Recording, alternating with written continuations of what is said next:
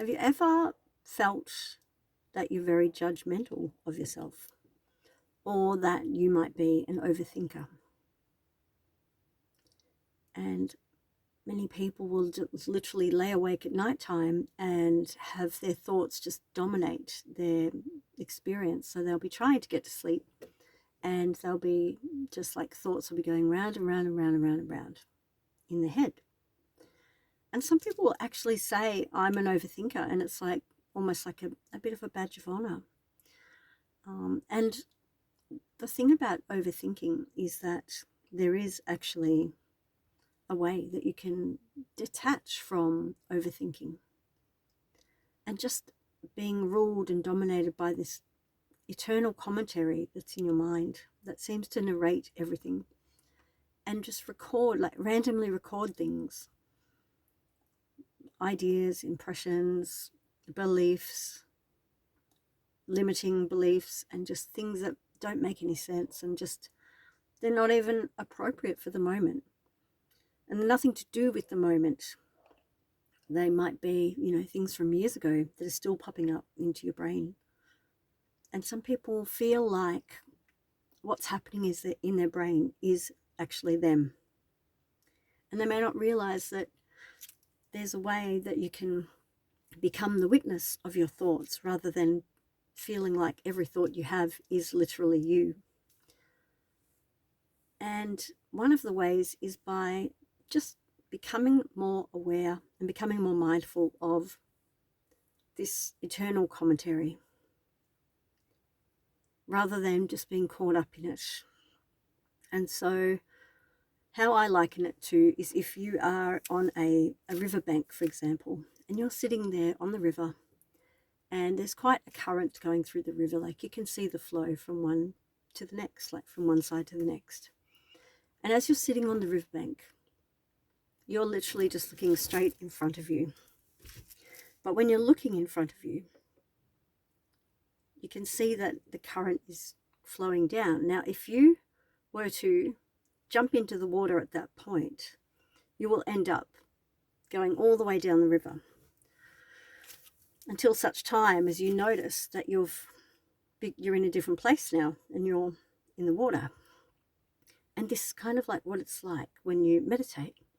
So meditation to me is like sitting on the bank of a river and just observing. And from the witness point of view, you can observe the thoughts as they just flow through your mind. And you don't even know where they start really, because one just overflows onto the next. But when you start to notice that a thought will come, a new thought will come, and it's when you're jumping in the water by taking that thought and by letting it just take you along the river. And then you realize you don't know where you are anymore. And so meditation is coming back from being down the river and sitting back on the bank again. And it doesn't really matter if you've come back to that same spot, as long as you can jump out of the river again and just kind of like sit on the bank and look ahead and be the witness again. And eventually it will happen again. It might be, 2 seconds later. But you'll be able to come back several times. And then how meditation can help you in daily life is by understanding and recognizing that you are not your thoughts, and your thoughts are going to happen regardless. But through meditation and through mindfulness and through taking time to actually be the witness, you can come back to that space where you can be the witness again. And it just helps you to detach, and it helps you to step away from being caught up by the thoughts. So, if you think about something that happened years ago, you can just let it travel down the river and then come back to the witness point of view. Now, of course, you can make your mind work for you. Like if you need to think about, okay, where did I put that birth certificate? Then you might need to go inside your head and go, all right, no, I'm actively thinking. If you're working on a problem or a work thing, of course, you're going to be utilizing your mind. And you're going to be using your mind to logically and strategically, and you're planning and organizing. That's planning and organizing mind. So you can use your mind, and you can use it creatively as well. Or you can do what I like to do, which is actually visualize. And you don't have to be amazing at seeing pictures in your head either, but you're taking time to imagine events going as you want them to go. And as I said, they don't have to be like full visual scenes like a movie, but you can just get the feel of what's happening. You can use all of your senses to create this time where you think about, okay, well, what is it that I want to have happen? And what am I hoping to do in this situation? What am I wanting to feel? What words am I wanting to say to people or for them to say to me? And you can go inside your mind and take the time, just like a bit of a creative studio, to plan out scenarios and work out, what do I want to happen? How do I want to feel? And you can practice the feelings that you want to feel rather than just letting every day flow by as it's going to. And there's nothing wrong with allowing every day to flow by as it's going to. But it's also extremely useful to set aside time every day to think about, okay, well, what do I want to have happen? And what feelings do I want to have when I am imagining those scenes? And then you can actually practice feeling those things in advance of the scene playing out as it will.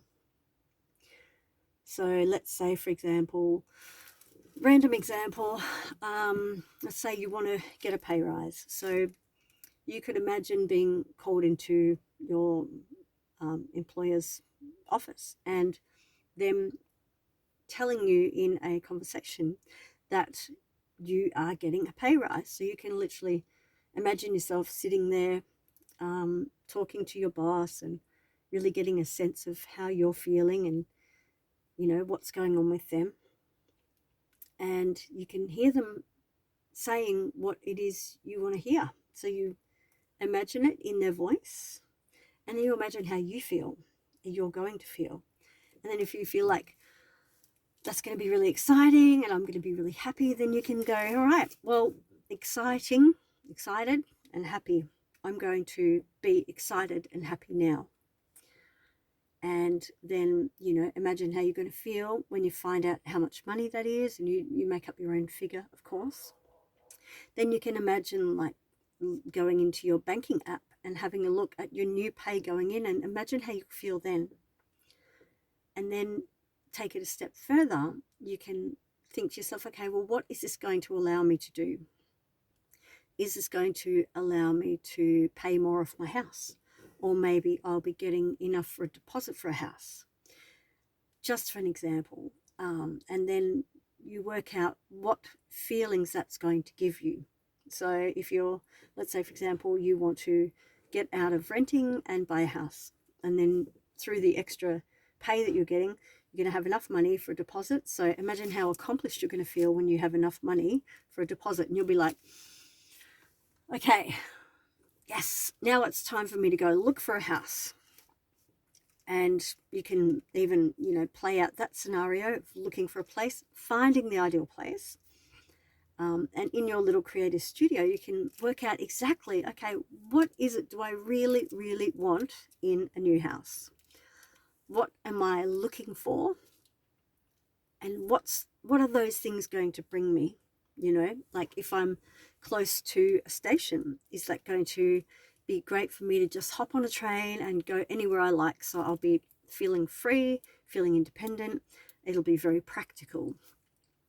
If you wanted to have like a balcony, imagine what you're going to be doing on that balcony. And you can, use these little tiny pieces of the scenario to work out, okay, well, I might be, having a drink with a friend on my balcony. Or I might be looking at the stars on my balcony. Or I might be just staring off my balcony and feeling like Isn't this amazing? And you try to capture the feelings that you're going to feel while you're on there. And you can like literally draw a picture of it. You can imagine like the sounds of it. You use all of your senses to play out the scenario exactly as you want it. And so, thinking about what you'll do with all of this extra money. So if it is buying a house, if it is going overseas, like what would you get out of going overseas? And what kind of feelings are you going to have? So you'll be feeling probably very excited and, a feeling of anticipation as you go and explore new countries, or lie on the beach, or lie on a pool chair and sit by the pool and be so relaxed, or get massages and try to picture and feel what it is you're going to be getting from those situations. And then you want to feel those things now without the outside world changing just yet. So it's about practicing the feelings so your body gets used to feeling those feelings. And so in this way, you are raising up your vibration and you're attracting things that are more on your vibration. And it is important as well during this time to really try to find the things that are positive and happy and the things that you're grateful for and that you appreciate, because that's also going to keep you in a higher vibration. Because what you look at, what you focus on expands. So you don't want to be looking at problems and focus on problems. You can still have whatever problem it is, but just make it so small and lift up your vision so that the problem that was once so big is now small, because you're getting higher up, you're looking at further things around the problem. And so you're taking in more and making the problem less. And you just want to keep appreciating and kind of look at each day like it's your first day here on earth. Like, wow, look at the green of that plant, and look how beautiful it's growing, and there's so many flowers on it. Look at the perfection of, this blue sky, or even the perfection of these clouds. Or just be grateful that, you are breathing and that you are eating, you've got a roof on your head. Like, there's so many different things that you can just be grateful for that will literally raise up your vibration and keep you in a good, positive, high state. So these are all ways that you can actually stop your mind from running and letting it, the experience of your mind run you. It's about you taking control, recognizing that you can be the witness of your thoughts, recognizing that you can actually direct your thoughts and help you get what you want, help you practice the feelings that you want to feel. And in a way, you are tricking it, because you don't actually need the outside circumstances to change before you feel the way you want to feel. And in that way, you bring the things that you want close to you. And at the same time, they don't mean as much, because you've already been able to feel the things you want to feel without having the things that you want to give you those feelings. And so you're getting those things easier because you're on the same wavelength as them. And one thing that you can do is to start focusing more on yourself and what it is that you actually want, what feelings you want, rather than things. Because things and places don't bring you the feelings that you want by a natural process. Because let's say, for example, you want to be really, really rich. And you could be rich, but not all rich people are happy. So therefore, that situation, it's not a logical leap from rich equals happy. You might be really, really rich and be really sick. So again, being rich doesn't actually guarantee you happiness. And let's say, for example, you really wanted to visit Paris and you've been wanting to go there forever. And you get to go there, but you hurt yourself and you've got some kind of illness that you're dealing with, and it's going to hinder your experience of Paris. So it's not just the being there that actually gives you that feeling, it's the feeling that you bring to it. So what I'm saying is, bring the feeling to it now. and then plan what you want to do.